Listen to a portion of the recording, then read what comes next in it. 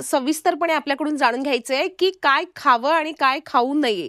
हा आजार झाल्यानंतर सुद्धा आणि होऊ नये यासाठी सुद्धा. हा पण एकदम महत्त्वाचा प्रश्न आहे. सो डाएटमध्ये कॅल्शियमचा जे आपलं पोर्शन आहे ते वाढलेलं असलं पाहिजे. कॅल्शियम म्हणजे आपल्याला दूध, दही, तूप, पनीर याच्यामध्ये भेटतो. तसंच प्रोटीनचा इंटेक, प्रोटीन आपल्याला मच्छी, चिकन, जर व्हेजिटेरियन असेल तर आपले जे कडधान्य आहे त्याच्यामध्ये आपल्याला ते भेटतो. सो प्रोटीन्स आणि कॅल्शियम इंटेक. दुसरं की विटॅमिन डी साठी पण प्रत्येकांना विटॅमिन डी चा डेफिशियन्सी आता आपल्याला दिसते, कारण आपल्याला सूर्याचा एक्सपोजर होत नाही. सो जर पॉसिबल असेल तर जे अर्ली मॉर्निंग सनलाईट आहे म्हणजे 8 ते 10च्या मध्ये, त्याच्यामध्ये आपल्याला सूर्याचा एक्सपोजर घ्यायचा. नाहीतर विटॅमिन डी सप्लिमेंट्स येतात जे आपण आठवड्याने एकदा घेऊ शकतो. एकदा चालू केलं तर ते कोर्स ॲटलीस्ट 3 महिन्यासाठी घेतलं पाहिजे प्रत्येक आठवडे. तसंच कॅल्शियम जर तुम्हाला वाटतोय की तुमच्या आहारामध्ये योग्य प्रमाणात नाही आहे तर कॅल्शियम सप्लिमेंट्स पण घेतले पाहिजे.